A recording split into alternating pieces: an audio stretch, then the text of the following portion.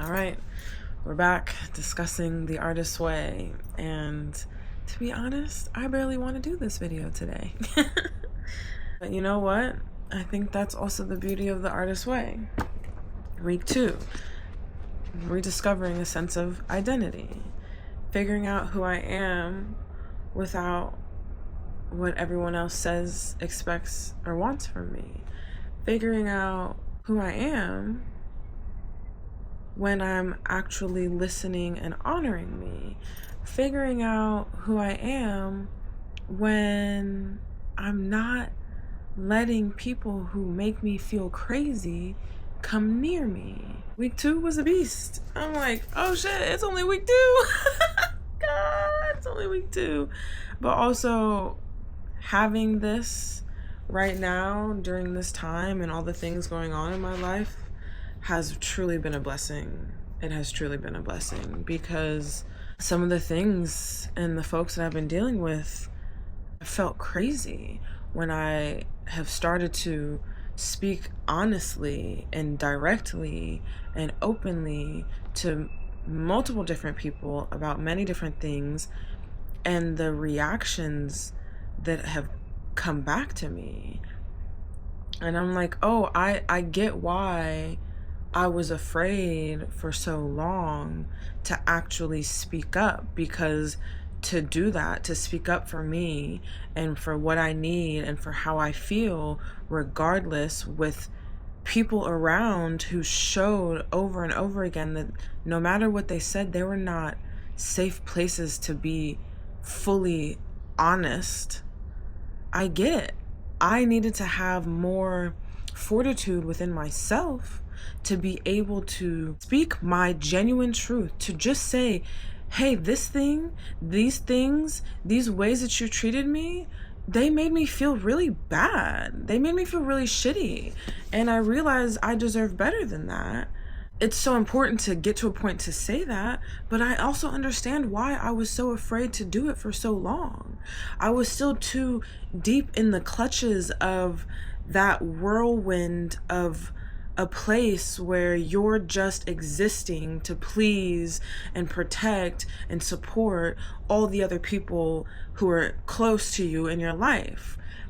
And I get it, because it's been tough. It's been really tough to navigate soothing myself and telling myself that, one, it's very important that I just speak up. I'm allowed to. This is my life. This is my heart. These are my feelings. And it's valuable and it's valid. And the right people will always listen.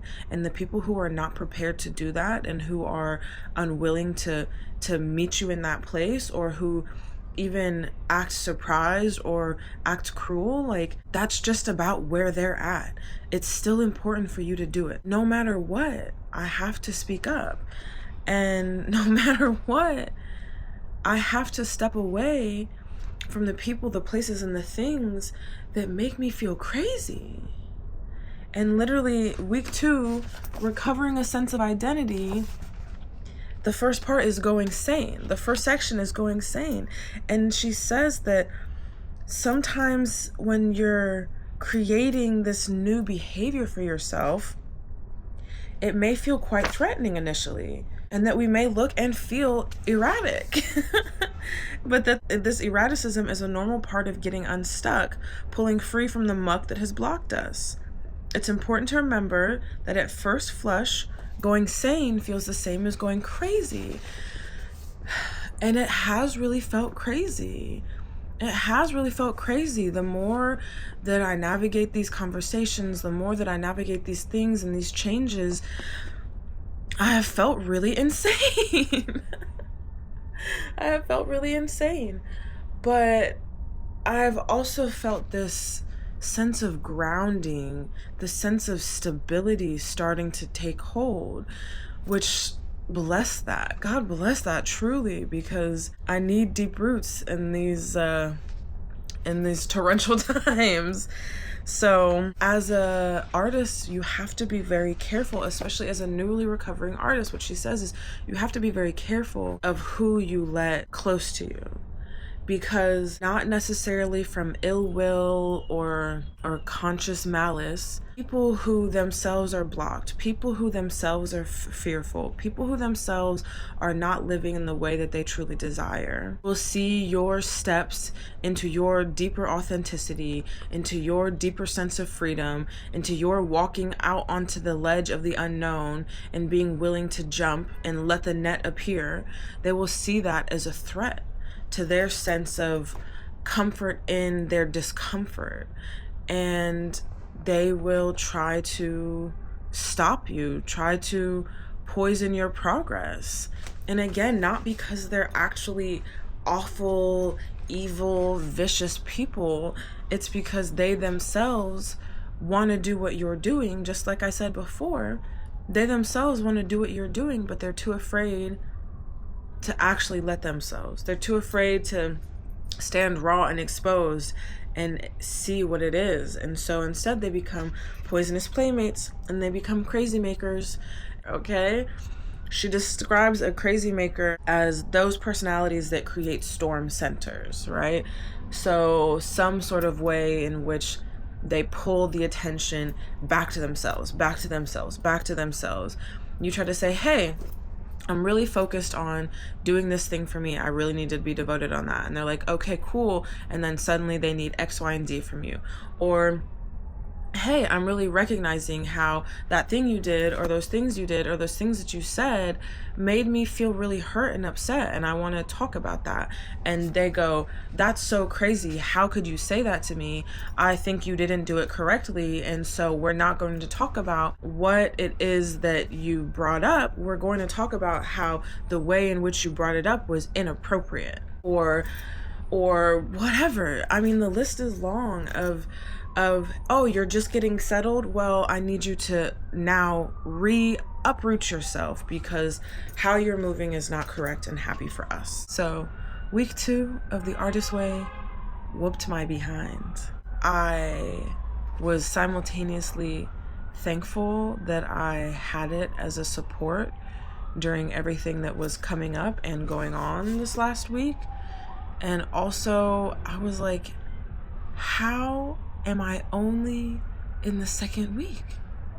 I have 10 more weeks like this. Oh God, please help me.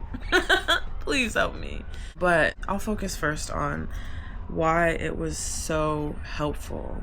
It was helpful because it gave me more grounding as I was navigating, stepping out and stepping free and being just honest, just direct, just to the point, where before I would skirt the issue, coat it in a bunch of softness and a bunch of sugar to make it go down sweeter for the other people.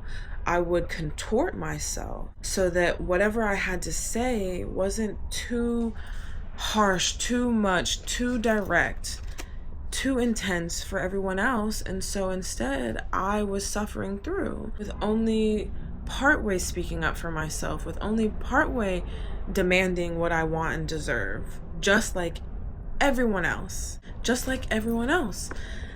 So when this week I was navigating some tough conversations around that and some tough realizations around that, I had week 2's recovering a sense of identity. I had some support. I had some backing in this week of just rough moments, you know? And week 2, recovering a sense of identity, and that self-definition is a major component of creative recovery.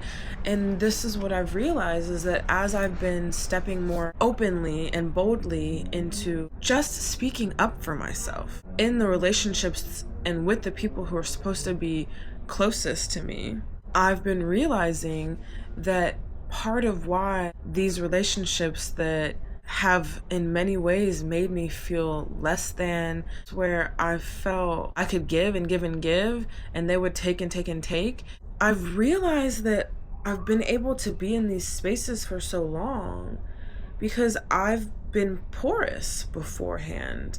I heard someone talk about this, that when you're porous, then you can't hold anything, including your own identity, including your own sense of solidness and security in, hey, I feel hurt by that thing, and that actually is a valid emotion.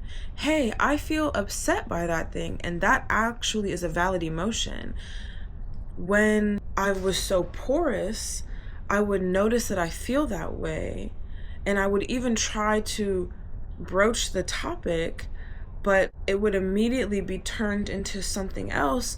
And because I didn't yet have my secure sense of identity and my sense of securely valuing my own emotional landscape, then someone would say, that's not what it is, that's not what it's like, it wasn't supposed to be like that, this is what it is, how could you say that? Whatever they say, it would discount it, and I would just say, okay. And I would let the hurt, just dig it back somewhere else, dump it somewhere else, tuck it away so that I could still be a good, supportive, loyal friend and family member to everyone who loves Kali being a good, supportive, loyal friend and family member. No matter if she needs help, no matter if we should offer help, no matter if she's struggling and we should be creative in a way to support her. These are the things that I've been realizing.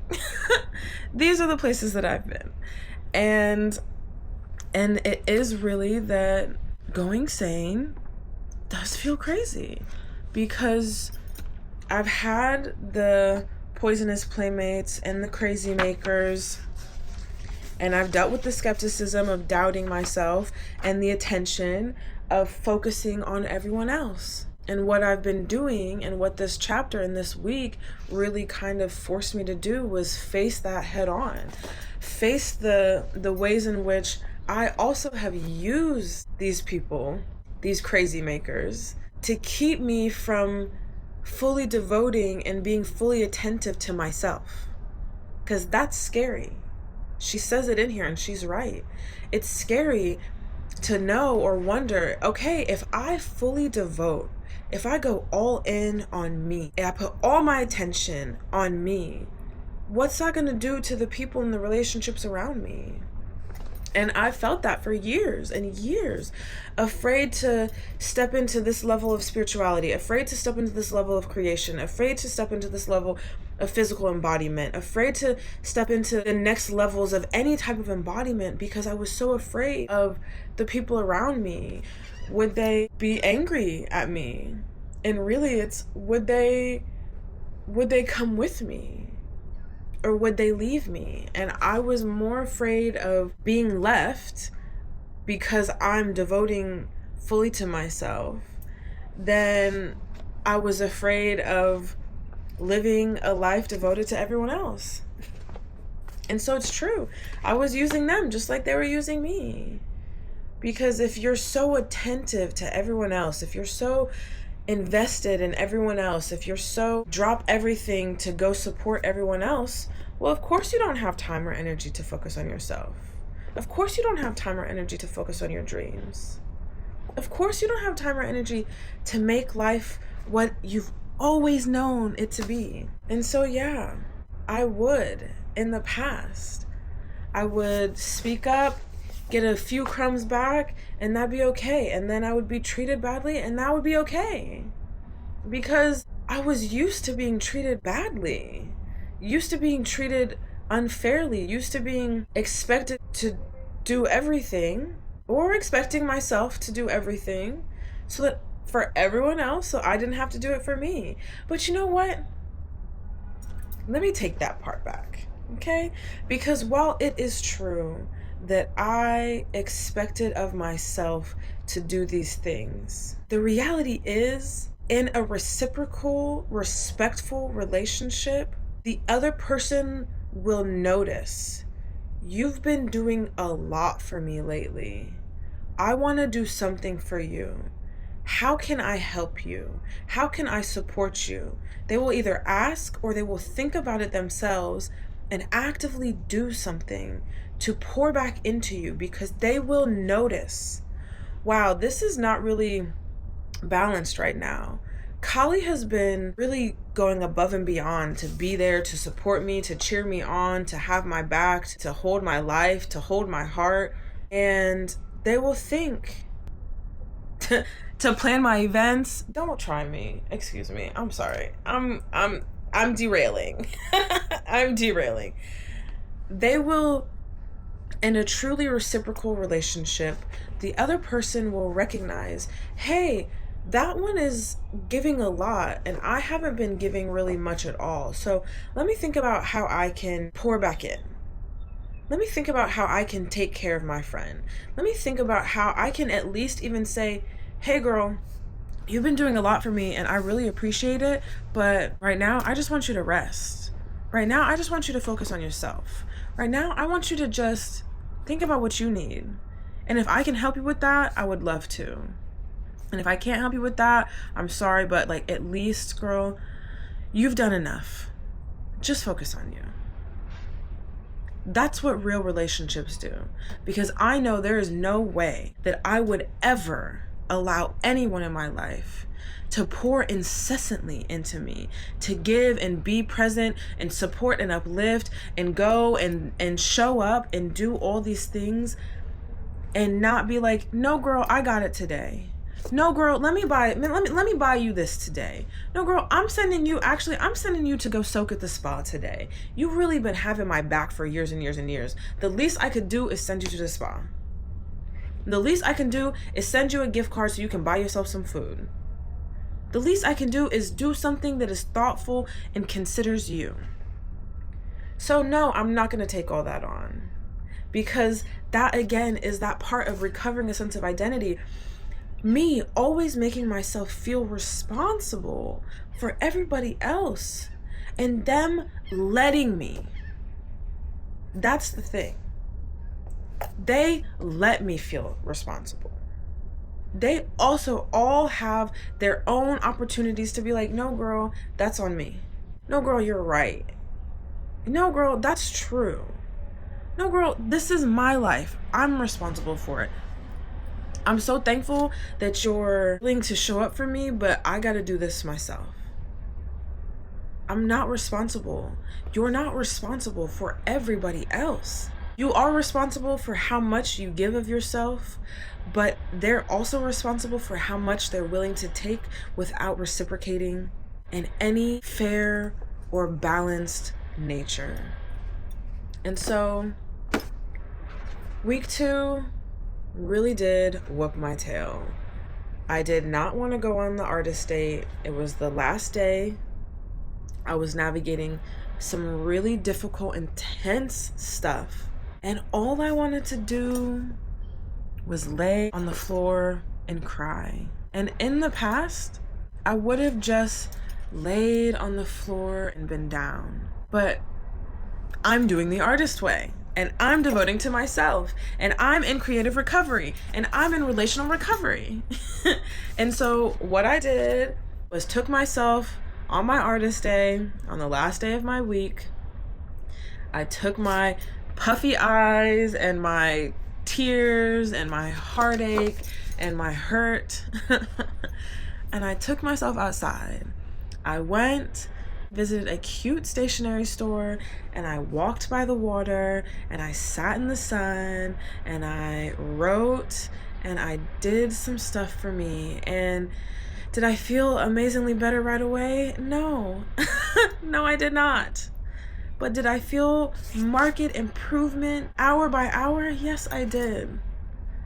And afterwards, was I proud of myself for getting outside, even if I cried by the water, even if I cried on the drive there and the drive back, even if I still felt sad and angry and hurt and dismissed, I was proud of myself because I still made the time to devote to me. I still said, this is week 2. This is week 2, so I better stick with it, okay? It's week 2, I better just go for it. It's week 2, I better just get outside and go on this date. It does not have to be complex. It's fine. It's for the treating of myself, to get out of my home, to get out of my neighborhood, to go somewhere beautiful. And it was a gorgeous day, and I saw cute stickers and cute journals and cute notebooks, and I got inspired to make something new. And I went by the river and I was by the water, which always is healing, and I just did it for me. Even feeling sad, even feeling hurt, even feeling depressed, even feeling angry, even feeling isolated, even feeling lonely, I still went and did it because it's for me. And that is what I'm focusing my attention on. Me, my heart, my needs, and being devoted enough to myself that even when you're going through some of the toughest moments, you still can go and do something small or large to take care of yourself. Do it with tears in your eyes. Do it with anger spewing out of your pores. Doing it with confusion. Do it with depression. Do it with sadness and hurt and whatever you're feeling. Just do it. Do something small. Go outside and feel the sun on your face. Take a 5-minute walk around the block. Dance to one song, to half a song, to 30 seconds of a song. Get up and shake your body. Like, do something for you, no matter how shitty you feel. Because it is so true that everyone who creates, who becomes, who exists as their full selves, they still sometimes do it depressed. They still sometimes do it upset. They still sometimes do it angry and hurt. And that's what I want for you. Even if you spent a couple hours crying and sad and upset, that you still just get up and do something good, something healing, something loving, something nurturing for yourself. You deserve it. You deserve it. It's not about everyone else. We can spend hours and hours focused on everyone else. Days and years, hours, days and years focused on everyone else. So you can at least focus on yourself for 10, 15, 20 minutes, an hour, a couple hours, girl, maybe the whole day, okay? So I did it. Week 2 is complete. Week 3 is underway. Life is still lifing, but baby, I got some support, okay? I got my morning pages. I got this woman in this book helping me remember and realize I am not crazy, and that these are just consistent parts of recovery. And I've got my heart and my devotion to myself, because Kali, I'm devoted to you, girl, okay? You are an incredible woman. You're an amazing friend, an amazing partner, an amazing family member, and you deserve to be treated with the utmost respect. And so I will treat you with the utmost respect. I love you. We got this. Let's go. Week 3.